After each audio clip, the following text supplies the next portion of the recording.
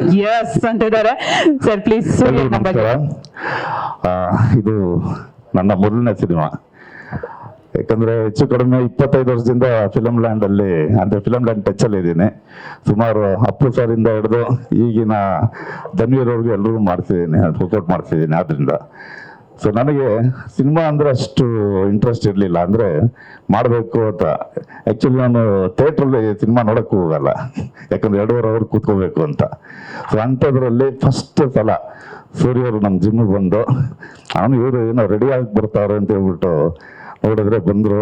ಒಂದು ಸಣ್ಣ ಪಾತ್ರ ಇದೆ ಮಾಡಬೇಕು ಅಂದರು. ಹೋದ್ರೆ ನಿಜವಾಗ್ಲೂ ಹೇಳ್ತೀನಿ, ಇಂಥ ಒಳ್ಳೆ ಅದ್ಭುತವಾದ ಪಾತ್ರನ ಒಂದು ಸಣ್ಣದಾಗಿ ಬಂದು ರಿಕ್ವೆಸ್ಟ್ ಮಾಡ್ದಂಗೆ ಮಾಡಿಬಿಟ್ರು. ನಿಜವಾಗ್ಲೂ ಹೇಳ್ತೀನಿ, ಯಾವತ್ತೂ ನನ್ನ ಲೈಫಲ್ಲಿ ನಾನು ಫಿಲಮಲ್ಲಿ ಅಂದ್ರೆ ಆನ್ ಸ್ಕ್ರೀನ್ ಬರ್ತೀನಿ ಅಂತ ನಾನು ಅನ್ಕೊಳ್ಳೇ ಇಲ್ಲ. ಅದಕ್ಕೆ ಅವಕಾಶ ಮಾಡಿಕೊಟ್ಟಂತ ಸೂರಿ ನಮ್ಮ ದಿನೇಶ್ಗೆ ಹುಟ್ಟುಹಬ್ಬದ ಶುಭಾಶಯ ಜೊತೆ ಧನ್ಯವಾದಗಳನ್ನ ಹೇಳ್ತೀನಿ. ಮತ್ತೆ ನಮ್ಮ ಕಾಮರಾಜ್ ಸರ್, ದಯವಿಟ್ಟು ಕಾಮರಾಜ್ ಸರ್ ವೇದಿಕೆ ಮೇಲೆ ಬರಬೇಕು. ಯಾಕಂದ್ರೆ ಕಾಮರಾಜ್ ಸರ್ ನಂದು ಬಂದು 28 ವರ್ಷದ ಸ್ನೇಹ. ಇಬ್ರು ಬಂದು 2003ನಲ್ಲಿ ಮಿಲಿಟರಿ ಇದ್ದವ್ರು ನಾವು. ಸೊ ನಾನು ಅಲ್ಲಿಂದ ಆಕ್ಚುಲಿ ಬರೀ 4 ತಿಂಗಳು ಓಡ್ ಬಂದ್ಬಿಟ್ಟೆ. ಸರ್ ಬಂದು ಇವತ್ತು ಮೇಜರ್ ಆಗಿದ್ದಾರೆ ಅಲ್ಲಿ. ಸೊ ಸುಬೇದಾರ್ ಸಾರಿ. ಸೊ ಈ ಜರ್ನಿ ಹೇಗಿತ್ತು ಅಂತ ಹೇಳಿದ್ರೆ, ನಿಜವಾಗ್ಲು ಇವ್ರು ಬಂದು ಸುಮಾರು ಸಿನಿಮಾ ಮಾಡೋರು.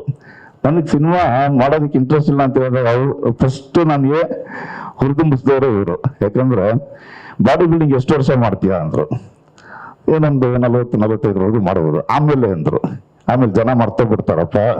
ಇವಾಗ ನೋಡು, ಕಾಮರಾಜ್ ಅಂದ್ರೆ ಎಲ್ಲೋದ್ರೂ ಗುರ್ತಿರ್ತಾರೆ. ದಯವಿಟ್ಟು ಬರೋ ಅವಕಾಶನ ಮಿಸ್ ಮಾಡ್ಕೋಬೇಡ ಅಂದ್ರು. ಆ ಅವಕಾಶನ ಫುಲ್ಫಿಲ್ ಮಾಡಿದ್ದು ನಮ್ಮ ಸೂರಿ.